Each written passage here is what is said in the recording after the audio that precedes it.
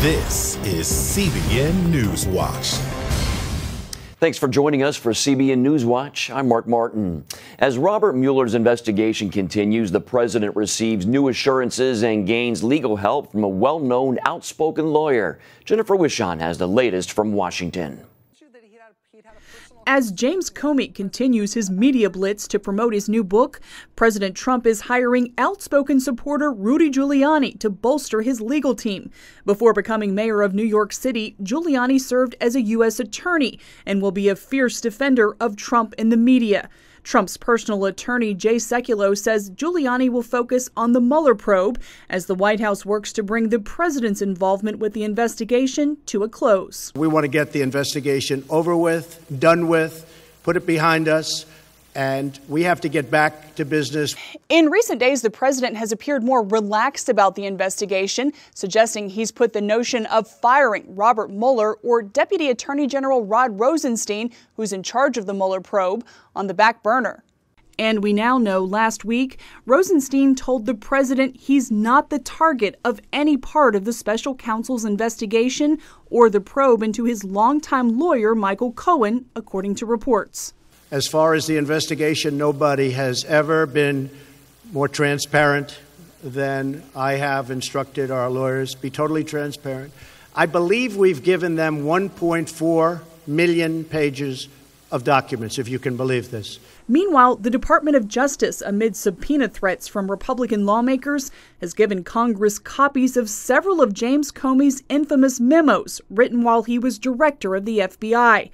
They're his accounts of what took place during meetings with President Trump. Given the nature of the person, as I understood the president-elect, he might not tell the truth about those if it ever became an issue, and so I needed a written record. But in a joint statement, chairmen of 3 congressional committees say the memos show Comey never wrote he felt obstructed or threatened. Former Director Comey's memos show the president made clear he wanted allegations of collusion, coordination, and conspiracy between his campaign and Russia fully investigated, they write. And they go on to point out he chose not to memorialize conversations with President Obama, Attorney General Lynch, Secretary Clinton, Andrew McCabe, or others, but he immediately began to memorialize conversations with President Trump. It's the latest in an investigation the White House is anxious to see wrap up. Jennifer Wishon, CBN News, Washington. Here's a look now at some of the other headlines we're following in the CBN newsroom today.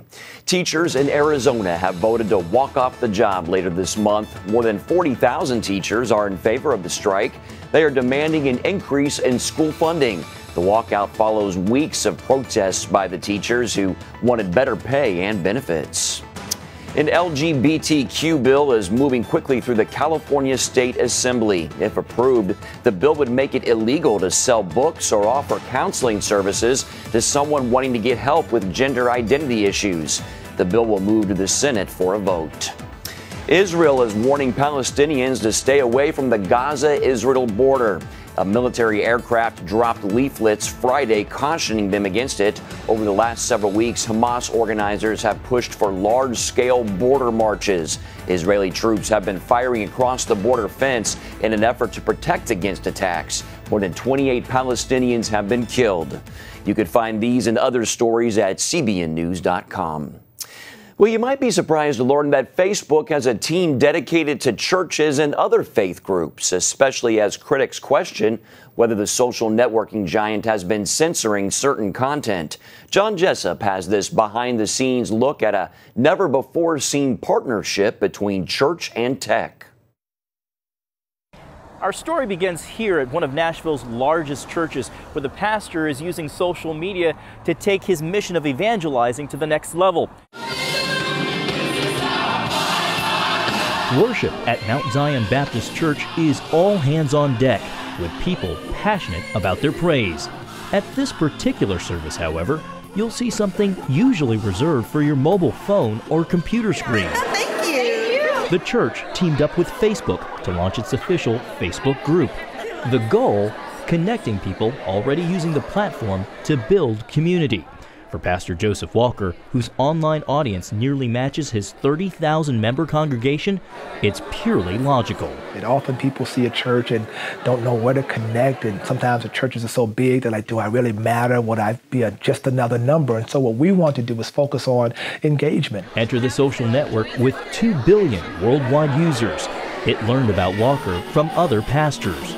We met in January, and I realized that there was a pretty natural alignment between the vision of Mount Zion being to connect and commit and change, and the mission of our company being to help people build community and bring the world closer together. God is a great guy. A pastor's wife with 18 years in ministry herself, Jones now leads Facebook's faith-based partnership outreach. I've preached around the country and around the world, and what's interesting is I wasn't asked to join the company in spite of that. I was asked to join the company because of that, because we really want to understand communities of faith and make sure that the people that are working on this work understand them as well. Part of that understanding means inspiring the next generation. Computer sciences can be in fashion and music and sports. It's all over the place. These 50 or so students traded their Saturday morning for a computer science lesson from one of the country's leading high-tech companies. Perfect, you got it. Many of these kids attend Mount Zion Baptist Church, but this event doesn't cover topics they traditionally learn in Sunday school. Instead, it's about introducing them to computer programming and perhaps making a few digital disciples. If I didn't get to know it through the church, I would have never known about it. I would have never even tried it, to be honest. And it may have produced some future computer programmers. I started working on my own camera filter, and I'm going to continue that when I go home. Just like Facebook's recent criticism on Capitol Hill, ranging from privacy to charges of being a monopoly to censorship, Bishop Walker understands not everyone will agree with his approach. He says he's following the teaching of Jesus. He called us to go into the whole world, rather. The command was go, right? And now Facebook has given us a platform. They've come alongside the faith community to say, listen, what you're doing matters. Supporters believe it's about digital discipleship, a way to connect people beyond simply streaming videos to help them grow their faith and in community. John Jessup, CBN News, Nashville. Students across the country are planning another national school walkout today against school gun violence. Today's walkout coincides with the anniversary of the 1999 massacre at Columbine High School in Colorado. More than 2,000 walkout events are scheduled throughout the country. The walkouts begin at 10 a.m. in each local time zone with 13 seconds of silence to honor the 13 people killed during the Columbine shooting. The wildfire in western Oklahoma continues to scorch everything in its path, with flames reaching up to 70 feet. The Ria fire has burned over 283,000 acres in just the last week. Conditions remain critical as Oklahoma hasn't seen rainfall in more than 150 days. A combination of strong winds and dry vegetation continue to fuel the fire. A burn ban remains in effect for 36 counties. The fire has killed 2 people since its start. Coming up, Christian persecution in China. See why one pastor is facing jail time for taking the Bible into a neighboring community. Time now to turn to international news. A Christian worker in China gets a harsh jail term for delivering Bibles to a neighboring country. That story and more as Emily Jones brings us this week's World Watch report. A Chinese missionary is serving 7 years in prison for taking Bibles from China to Myanmar on a makeshift boat. Chinese agents arrested John Xiao in March 2017. He's made 11 missionary trips to Myanmar in recent years. The pastor is a permanent resident of the United States, and his family lives in North Carolina. We recently spoke to his son, who was pleading for his father's release. We're hoping that the Chinese government will show mercy and provide my father unconditional release immediately. So we understand that the trial resulted in a 7-year sentence that my father's appealing, and we hope that through the appeal process and through some persuasion from the United States government that the Chinese government will release him unconditionally after the appeal process has concluded. The State Department says it is deeply concerned about Xiao's condition and are pressing the Chinese government to release him. Almost 2,000 Kachin Christians are trapped in the jungles of Myanmar as fighting between government troops and rebel forces continues to rage for days. A Baptist leader says people there are facing food and water shortages, and there isn't enough medicine to treat the sick and wounded. The Kachin are members of a minority group in Myanmar. For decades, they've been battling Myanmar's government for their own autonomous region. Some 100,000 Kachin have been displaced from their homes since fighting erupted in 2011. An Islamic State terrorist attack against Christians in Quetta, Pakistan Sunday has devastated the Christian community there. As churchgoers departed a service, gunmen on motorbikes drove by and opened fire. Witnesses said they heard the terrorists shout Allahu Akbar as they sped away.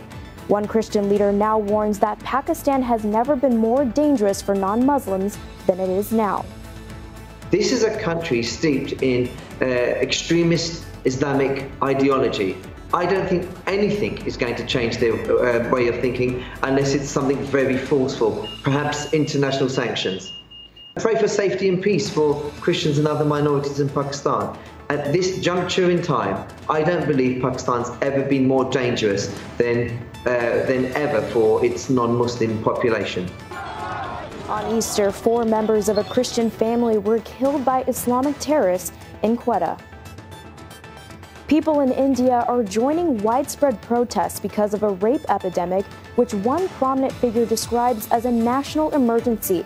It all began with the rape and murder of 2 little girls, one 8 years old and the other about 10. Now celebrities, business people, sports figures, and social activists are rallying for justice. We recently spoke with Christian minister Joseph D'Souza about this violent trend. I am embarrassed, ashamed that the culture of rape has only increased and violence against women has only increased. There is a fundamental problem in the mindset of the Indian male population. It has to do with our culture. It goes across caste and religious background. And the value attached to a woman is second to the value attached to a man. There's such inequality and discrimination. D'Souza runs a ministry helping women and girls who are sexually abused and trafficked in India. The installation of a new leader could mean a change in religious restrictions for Cuba's growing church. Thursday, Miguel Diaz-Canel was named president as Raul Castro stepped aside. Greater religious freedom in recent years has allowed Cuban house churches to multiply, bringing spiritual renewal to the island nation. Church leaders in Cuba are encouraging Christians to pray and remain cautiously optimistic. Former Congressman Frank Wolf says the church must not remain silent about ongoing international Christian persecution. He's particularly concerned about the dwindling number of Christians in the Middle East since the start of the Iraq War in 2003. Before the war broke out, there were 1.5 million Christians in Iraq. Now they're down to 250,000. Why hasn't the church in the West come to the aid of the Christians who want to return and want to stay? Urges churches to actively get involved in helping Christians suffering in the Middle East, or warns there may come a day when there are none left. You can see the entire interviews on these stories and find more about the stories on the church around the web, as well as watch full episodes of. Welcome back. 45 miles east of Baton Rouge and 45 miles northwest of New Orleans to Hammond, Louisiana. That's where Ephraim Graham met up with the Showers family group. The Stellar Award-nominated group has a true story of God's ability to give you beauty for ashes. Hammond is a postcard-perfect Louisiana town. Its population, about 20,000 people.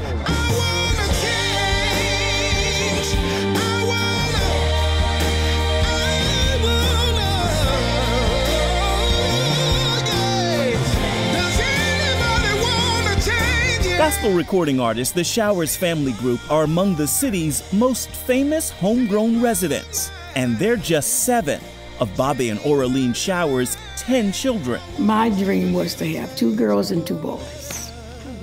And I was blessed with 2 girls and 2 boys.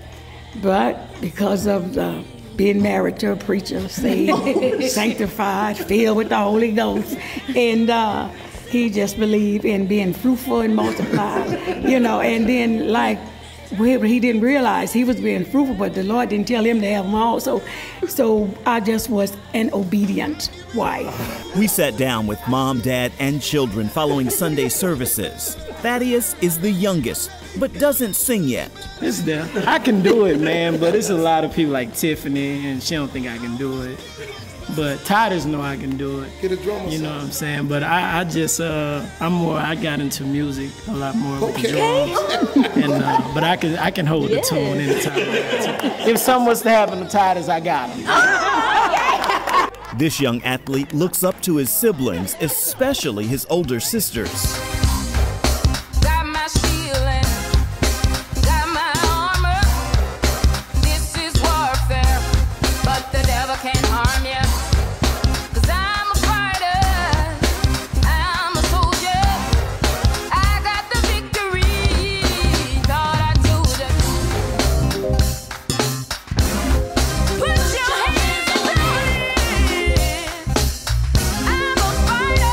Ideas, great business minds. It's more than singing. Like, my sisters are like so educated. They help you with anything, saving money, relationship advice, everything. They like just know, like they gonna tell you no, this, that. Like, they just help you with everything. This is more than just singing, and they help you with life in general. The Showers aren't just singers. Away from the stage, the siblings run their own businesses across their hometown and even work for each other. What are some do's and don'ts when you see the police lights behind you? Teaching young people to operate trucks, training medical professionals, running recreation centers, after-school programs. And at the heart of it all is Regina. She's the oldest, manages the group, the family's record label, and runs 2 of her own businesses. I am very much aware of the strides that have been made, and just thank God for it, because I didn't know what I was doing. I just swam, and God gave me my life jacket, and I survived.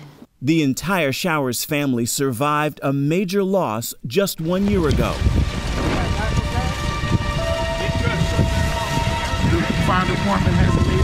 Their family home burned to the ground. I was out cutting the grass, and I recognized that I didn't have my earmuffs, or my earplugs rather, and I came to the back patio to get them, and I noticed the patio was on fire.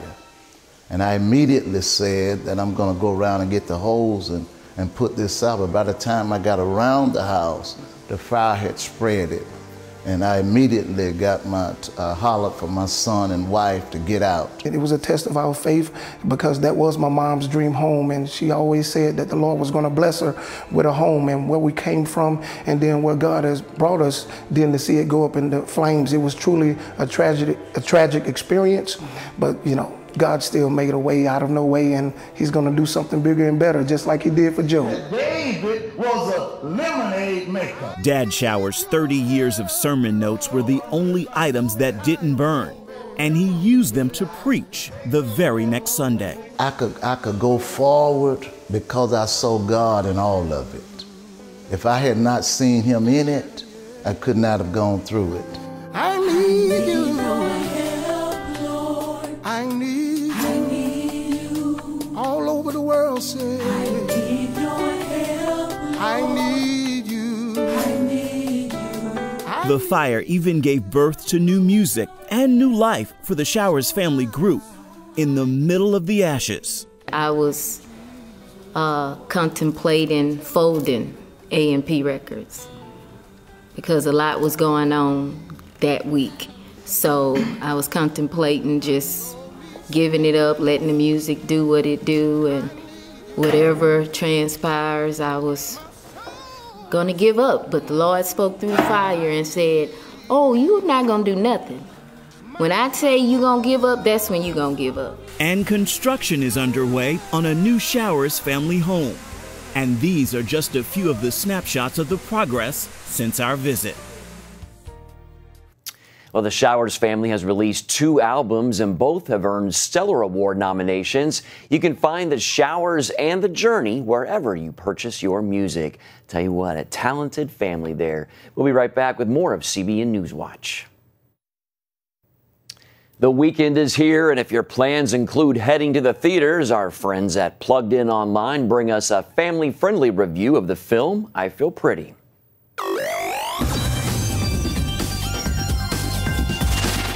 So sizing is a little limited here in the store, but you could probably find your size online. The movie I Feel Pretty looks closely at Renee, a 20-something gal who struggles with deep feelings of insecurity and low self-esteem. They're the kinds of things that daily hold her back in life. But then, while working out at the gym, Renee takes a pretty serious tumble that knocks her out cold. Are you okay? You hit your head pretty hard. Wait, that's me. That's me.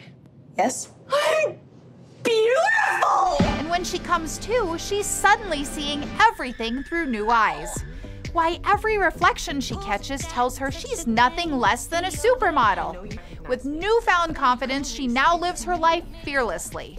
When you're this pretty, Renee reasons, you can do just about anything. Number 118. What's your number? That's really clever. What's clever? What's your number?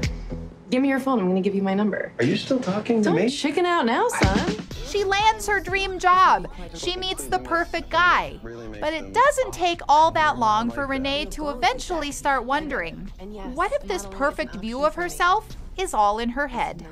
This warm-hearted comedy has some nice things to say about placing great worth on your inner beauty. It examines the importance of being a good friend and living confidently.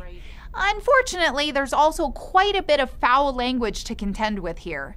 There are sexualized scenes and jokes and some totally flush-worthy toilet humor in the mix.